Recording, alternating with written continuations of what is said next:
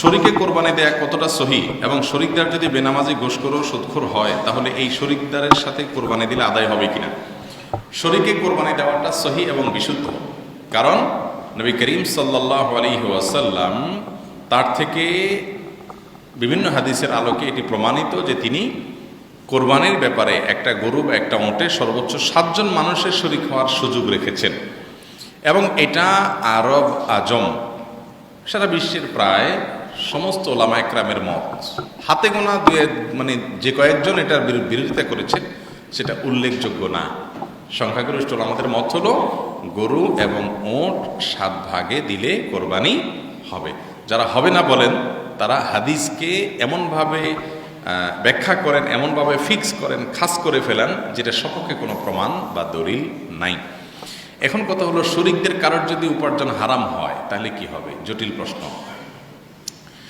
এ বিষয়ে আমাদের দেশের ওলামায়ে কেরাম তথা ওলামায়ে আহনাফ, হানাফি মাযহাবের ওলামাদের দৃষ্টিভঙ্গি বা তাদের ইজতিহাদ হলো যে শরিকদের কোনো একজনের টাকা যদি হারাম হয় কারোর কোরবানি হবে না, অন্যদের টাকা হালাল হলেও। কেন? কারণ পশু একটাই হচ্ছে এবং একটা পশু জবের ক্ষেত্রে আংশিক ভালো আংশিক খারাপ হচ্ছে, এই জন্য কোনোটাই আল্লাহ তাআলা কবুল করবেন না, কারণ এরকম মিশ্রিত জিনিস আল্লাহ কবুল করেন না।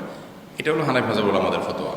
এ ব্যাপারে আরাবিয়ান স্কলারদের ফতোয়া হলো ভিন্ন। তারা বলেছেন যে না, 7 জন শরিক হয়েছে, একজনের টাকা হারাম, বিশেষ করে সৌদি আরবের মাশায়েখের ফতোয়া। তো একজনের টাকা হারাম হলে তারটা কবুল হবে না, বাকি 6 জনেরটা কবুল হবে, তাদেরটা যদি হালাল হয়। কারণ ও আল্লাহ তাজরু ওয়াজরাতান বিজরা উখরা, কেউ কারোর পাপের বোঝা বহন করবে না, যার যারটা শেষে বহন করবে। তার টাকা হারাম তো আমার কি, আমি তো হারাম টাকা দেইনি। বুঝতে পেরেছেন কথা? তো এই জন্য ওই মত অনুযায়ী কারোর হারাম টাকা থাকলেও অসুবিধা নেই। এক্ষেত্রে সবচেয়ে নিরাপদ হলো, এমনিতেই নিরাপদ হলো শরীকে কোরবানি দেওয়ার চেয়ে একা কোরবানি দেওয়া। কিন্তু আমরা ছাগল কোরবানি দিতে চাই না আজকাল, কারণ এটা দেখতে ছোট মনে হয় যে আমি ইবাদতটা একটু কম করলাম, মানে ইবাদতটা আমি একটু বিশাল বড় গরুর একটা শরীক হলাম, এটা ভাবসাব হইলো, এটা থাকে না আসলে। কোরবানি এমন একটা ইবাদত, এখানে ভেজালের পরিমাণ সবচাইতে বেশি। ইসলামে অন্য কোনো ইবাদতে এত ভেজাল নাই যত ভেজাল কোথায়? কারণ কোরবানিতে বেশিরভাগ মানুষেরই ঘুরে ফিরে মতলব হলো গোস্ত খাওয়া বা সমাজের মানুষের কাছে একটু ভাবসাব জাহির করা। এই জন্য দেখবেন যত বড় চোর, যত বড় বাটপার, যত বড় 2 নম্বর মানুষ, কোরবানির পশুর পরিমাণ সাইজ তত বেশি হয়। বেশিরভাগ, সবাই না, কিছু ব্যতিক্রম আছে, কিছু ভালো মানুষও করে। বেশিরভাগ ক্ষেত্রে সমাজের বাটপার কিসিমের মানুষগুলো দেখা যায় 10টা 20টা 30টা বড় বড় গরু কোরবানি দিচ্ছে। ঠিক না বেঠিক? সবার কথা বলে নাই, কিন্তু কিছু মানুষ ব্যতিক্রম আছে।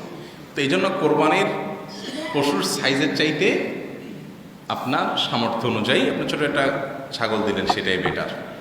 নবী করিম সাল্লাল্লাহু আলাইহি সাল্লামের কাছে সাইজ বড় হওয়া যদি মুখ্য হতো, তিনি কিন্তু দুম্বা কোরবানি দিতেন না।